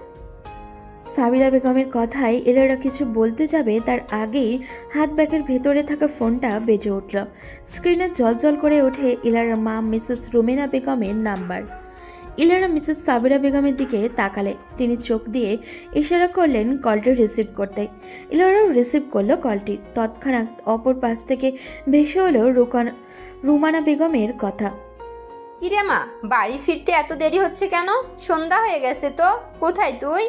ইলারা কোনো উত্তর দেয় না। তৎক্ষণাৎ কলটি কেটে দিল সে। মাকে কি উত্তর দেবে তা ভেবে পায় না ইলারা। ইলারার কার্যক্রম খেয়াল করে মিসেস সাবিরা বেগম বলে ওঠে, কলটি কেটে দিলে কেন? ইতস্তত বোধ করে ইলারা বলে, কি উত্তর দেব বুঝতে পারিনি, তাই কেটে দিলাম। তুমি বাড়ি চলে যাও। ইলারা ভ্রু কুচকে বলে, কিন্তু কথা শেষ করার আগেই মিসেস সাবিরা বেগম আবারও বলে উঠল, বাড়িতে চিন্তা করবে তোমার জন্য, তুমি চলে যাও। কিন্তু ওনার তো এখনো জ্ঞান ফেরেনি। হাসপাতালে থাকলে তুমি নিজেও অসুস্থ হয়ে যাবে, তাই বলছি বাড়িতে চলে যাও, গিয়ে রেস্ট নাও। ইলারা আবারও আবদারের স্বরে বলে উঠল, আমার কিছু হবে না আন্টি, থাকি একটু। যদি ইচ্ছে হয় তাহলে কালকে সকালে আবার আসিও, তবে এখন চলে যাও, রাতে এখানে থাকার দরকার নেই। ব্যর্থ হয়ে হাসপাতাল থেকে চলে আসতে গিয়ে আবারও সাবিরা বেগমের দিকে তাকালো ইলারা। আন্টি, আপনার নাম্বারটা দিবেন যোগাযোগ করার জন্য? মিসেস সাবিরা বেগম নিজের পার্সোনাল নাম্বারটি দিল ইলারাকে। নাম্বারটি নিয়ে হাসপাতাল থেকে বেরিয়ে পড়ল ইলারা, রওনা দিল বাড়ির উদ্দেশ্যে। ড্রয়িং রুমে প্রবেশ করতে মিসেস রুমেনা বেগম বলে ওঠে, ইলারা, আজকে এত দেরি হলো কেন? ইলারা আস্তে করে বলে উঠল, ভার্সিটিতে একটা অনুষ্ঠান ছিল তাই। ও, তখন কিছু না বলে কলটা কেটে দিলি কেন? ব্যস্ত ছিলাম তাই কেটে দিয়েছি। মিথ্যা কথাটা বলতে হলো ইলারাকে, সত্যি বলল না। কারণ প্রভাবের কথা বলে ইলারার বাবা মা নানান প্রশ্ন করবে, সেই প্রশ্নের উত্তর এই মুহূর্তে দিতে ইচ্ছুক নয় ইলারা। তাই মিথ্যা কথা বলে চুপচাপ হাঁটা ধরল নিজের বরাদ্দকৃত রুমে এসে ফ্রেশ হয়ে নিল সে। কিছু ভালো লাগছে না তার, মাথায় ঘুরছে শুধু প্রভাবেরই কথা। মায়ের ডাকে খেতে গেল ইলারা। খেতে ইচ্ছাও করছে না, না করলেও রুমেনা বেগমের বকা শুনে খেতে গেল ও। অল্প একটু খেয়ে আবারও নিজের রুমে চলে আসলো। রুমে এসেই কল দিল মিসেস সাবিরা বেগমের নাম্বারে। দুবার রিং হতেই কলটা ধরল মিসেস সাবিরা বেগম। আসসালামু আলাইকুম আন্টি, ইলারা বলছি। ওপাশ থেকে ভেসে এলো সাবিরা বেগমের শান্ত গলার স্বর। বলো। ওইদিকে পরিস্থিতি কেমন? ও ওনার জ্ঞান ফিরেছে? শেষের কথাটা একটু অপ্রস্তুত হয়ে বলল ইলারা। ইলারার কথার উত্তর দিল মিসেস সাবিরা বেগম, জ্ঞান এখনো ফেরেনি, ডক্টর বলেছে সকালে ফিরতে পারে। ইলারা ছোট্ট করে জবাব দেয়, ও খেয়েছো তুমি? জি। ঠিক আছে, রেস্ট নাও। আচ্ছা আন্টি, আসসালামু আলাইকুম বলেই কল কেটে দিল ইলারা। ধীরে বিছানায় ঠিক করতে করতে লাগলো ঘুমের জন্য, কিন্তু কিছুতেই মন বসছে না তাতে। মাথার নিচে একটা বালিশ নিয়ে লাইট অফ করে শুয়ে পড়ল ইলারা। গায়ের উপর পাতলা কম্বলটি জড়িয়ে নিল। এভাবে কাটলো প্রায় 3 ঘন্টা। তারপরই ইলারার চোখে ঘুম আসলো না, অস্থির লাগছে তার। প্রভাবের জ্ঞান ফিরেছে কিনা তাও জানে না সে। দেওয়ালে ঝুলে থাকা ঘড়ির দিকে তাকালো ইলারা। ঘড়িতে কাটায় তখন 1:36 বাজে। ইলারা ভাবলো একবার সাবিরা বেগমকে কল দিবে, কিন্তু এত রাতে কল দেওয়াটা ঠিক হবে না। এইসব ভাবতে ভাবতে বিছানার এপাশ ওপাশ শুধু ছটফট করছে ইলারা। অস্থিরতা যেন তাকে ছাড়তেই চাইছে না। এভাবে আরও 20টা মিনিট কাটিয়ে ইলারা কল লাগালো মিসেস সাবিরা বেগমের নাম্বারে। এবার কিছু না ভেবেই কল দিল সে। তার মন তো শুধু প্রভাবের কথা জানতে চাচ্ছে। 3-4 বার রিং হয়ে কলটা কেটে গেল। ইলারা আবার একই নাম্বারে কল দিল। এবার একবার রিং হতেই কলটা ধরল সে। কলটা রিসিভ হতেই ইলারা বলে ওঠে, আসসালামু আলাইকুম। ওপাশ থেকে ভেসে উঠল পুরুষালী কণ্ঠ, ওয়ালাইকুম আসসালাম, কে বলছেন? পুরুষের কণ্ঠস্বর শুনতে থতমত খেয়ে যায় ইলারা। আপনি প্রভাব চৌধুরীর কে হন? আমি প্রভাব ভাইয়ের মামাতো ভাই। আপনি কে? কয়েক সেকেন্ড সময় নিয়ে ইলারা বলে ওঠে, আপনি আমাকে চিনবেন না। এই ফোন যার, উনি কোথায়? ওনাকে দিন। অপর পাশ থেকে ভেসে আসে, সরি, উনি এখন ব্যস্ত আছেন, আপনি কালকে সকালে কল দিয়েন। ইলারা কিছু বলতে যাবে তার আগেই অপর পাশের লোকটা কলটি কেটে দিল। প্রভাবের খবরটা নিতে পারল না ইলারা। প্রায় 30 মিনিট পর ইলারার ফোনে কল আসলো। স্ক্রিনে জল করছে মিসেস সাবিরা বেগমের নাম্বারটা। তাড়াহুড়ো করেই কলটি রিসিভ করলো ইলারা। রিসিভ করতেই ওপাশ থেকে মিসেস সাবিরা বেগম বলে উঠলেন, কল দিয়েছিলে ইলারা? আন্টি। ও, প্রভাবের কাছেই ছিলাম, তাই আমি ধরতে পারি নাই। ওনার জ্ঞান ফিরেছে আন্টি? কিছুক্ষণ আগে সবার সাথে কথা বলেছে এতক্ষণ, এখন ঘুমাচ্ছে। ইলারা যেন স্বস্তি ফিরে এসেছে। জ্ঞান ফিরেছে। আমি আসবো আন্টি। এত রাতে তুমি হাসপাতালে আসবে কোনো দরকার নেই, কালকে সকালে এসো। কাল শুক্রবার, ভার্সিটি তো বন্ধ, সকালের দিকে চলে এসো। ইলারাও বুঝলো এত রাতে যাওয়াটা উচিত নয়, তাই সে শুনলো মিসেস সাবিরা বেগমের কথা। আচ্ছা আন্টি। ঘুমাও, এখন জেগে থাকার দরকার নেই, ঘুমাও। কথা শেষ করেই কলটি কেটে দিল মিসেস সাবিরা। ইলারা বিশেষ কিছু ফিরে পেয়েছে তার জীবনে। তার মন এই মুহূর্তে চাইছে শুধু প্রভাবকে দেখতে। কিছুক্ষণ ছটফট করে ঘুমিয়ে পড়েছে ইলারা। সকাল 9:57। দরজায় কড়ায় ধাক্কানোর শব্দে ঘুম ভাঙল ইলারার। ঘড়ির দিকে তাকালো, দেখলো 10টা বেজে যাচ্ছে। চমকালো ইলারা। সাধারণত সে এত দেরি করে ঘুম থেকে ওঠে না। কালকে রাতে অ্যালার্ম দিয়ে ঘুমায়নি, তাই ঘুম থেকে উঠতে দেরি হয়ে গিয়েছে। তাছাড়া কাল রাতে দেরি করে ঘুমিয়েছিল। বাইরে থেকে রুমানা বেগমের কণ্ঠস্বর ভেসে আসে, কি রে ইলারা, উঠবি না ঘুম থেকে? ইলারা গলা বাড়িয়ে বলে, উঠছি। ঘুম থেকে উঠে ফ্রেশ হয়ে ছিমছাম একটা সুতির 3 পিস গায়ে জড়িয়ে নিল ইলারা। কোমর ছুঁচি চুলগুলোকে একটা বেনি করে নিল। নর্মালভাবে তৈরি হয়ে নিল ইলারা। এখন হসপিটালে যাবে সে। ডাইনিং রুমে গিয়ে টেবিলে বসলো নাস্তা করার জন্য। রুমানা বেগম নাস্তা দিতে দিতেই বলে উঠলেন, কোথাও বের হবি ইলারা? ভার্সিটি তো বন্ধ আজ। কাজ আছে মা, তাই বের হচ্ছি। ও আচ্ছা, সাবধানে যাবি মা। নাস্তা করে রওনা দিল হসপিটালের উদ্দেশ্যে ইলারা। প্রভাবের কেবিনের সামনে আসতেই দেখতে পেল মিসেস সাবিরা বেগম ও অন্য একজন মহিলা। পাশে বসে আছে মিস্টার অলিক চৌধুরী। তাছাড়া আর তেমন কেউ নেই। ইলারা এগিয়ে গেল সাবিরা বেগমের কাছে। আন্টি। সাবিরা বেগম চোখ তুলে তাকালো ইলারার দিকে। ও, তুমি এসেছো? ভেতরে যাও, প্রভাব জেগেই আছে। কেবিনের ভিতরে প্রবেশ করলো ইলারা। হসপিটালের বেডে শুয়ে আছে প্রভাব। কিছুটা ইতস্তত নিয়ে প্রভাবের দিকে এগিয়ে গেল ইলারা। প্রভাব দেখলো ইলারাকে, শান্ত স্বরে বলে উঠল, কেন এসেছেন এখানে মিস ইলারা? এরা কি বলবে ভেবে পায় না। এখন কেন এসেছে তা বলতে গেলে নিজের মনের কিছু অকথিত সত্য। প্রভাবের প্রশ্নের উত্তর না দিয়ে সে বলে উঠল, কেন নিজের ক্ষতি করতে চেয়েছেন? ছোটবেলা থেকে আমি যা চেয়েছি তাই পেয়েছি। আপনি আবার ভাববেন না এটা আমি অহংকার করে বলছি। যেটা সত্য সেটাই বলছি। কোনো কিছুর অভাব ছিল না। একজনকে আমি ভীষণ করে চেয়েছি, কিন্তু পাইনি তাকে। ওই না পাওয়াটা আমাকে খুব বাজেভাবে আঘাত করেছে, আর এই আঘাত সহ্য করতে পারিনি আমি। আপনি যেটা চান সেটা তো সম্ভব নয় মিস্টার প্রভাব। আপনি চাইলেই তো সম্ভব, কিন্তু আপনি তো চাইলেন না। ইলারা কিছুক্ষণ চুপ করে থেকে তারপর বলে ওঠে, আপনি যেটা চান সেটা সমাজ তো ভালোভাবে দেখবে না। প্রেমে তো আমি পড়েছি, সমাজ নয়। সমাজের কথা ভাবতে গেলে আমায় দেখতে এলেন কেন এখন? বোঝার চেষ্টা করুন আপনি, আমি একটা ডিভোর্সি মেয়ে। তো ডিভোর্সি মেয়েদের কি বিয়ে হয় না ইলারা? কথার উত্তর দিতে পারে না ইলারা। কি বলবে সে? বিয়েতে তার ভয়, এটা বলবে? কিন্তু আগেও কি কেউ ইলারার মতো করে বোঝার চেষ্টা করবে? প্রভাবের দিকে মায়া ভরা দৃষ্টিতে এক নজর তাকিয়ে নীরবে কেবিন থেকে বেরিয়ে যায় ইলারা। কেটে গেল 13টি দিন। এই 13 দিন প্রভাবের শরীরে প্রায় সুস্থই হয়ে গেছে। এর মধ্যে প্রভাবের সাথে ইলারার একবারও দেখা হয় না। তবে মাঝে মধ্যে মিসেস সাবিরা বেগমের সাথে কথা হয়েছে ইলারার। ভার্সিটি থেকে বের হয়ে বাড়ির উদ্দেশ্যে রওনা দিল ইলারা। বেশ ক্লান্ত লাগছে তার। মনে মনে ভেবে নিল বাড়ি গিয়ে একটা ঘুম দেবে। কিন্তু বাড়ির ড্রয়িং রুমে প্রবেশ করতেই দেখা গেল মিস্টার অলিক চৌধুরীকে, মিসেস সাবিরা বেগম ও প্রভাবকে। একটা সোফায় বসে আছে ইলারার বাবা মায়ের সাথে কথা বলছে। ইলারা কিছুটা অবাক হয়। ইলারা ভেতরে প্রবেশ করে প্রভাবের মাকে সালাম জানালো। সালামের উত্তর দিয়ে মিসেস সাবিরা বেগম বলে উঠল, এই তো ইলারা চলে এসেছে, বসো এখানে। মিসেস সাবিরা বেগম সোফায় জায়গা দেখিয়ে বসতে বলল ইলারাকে।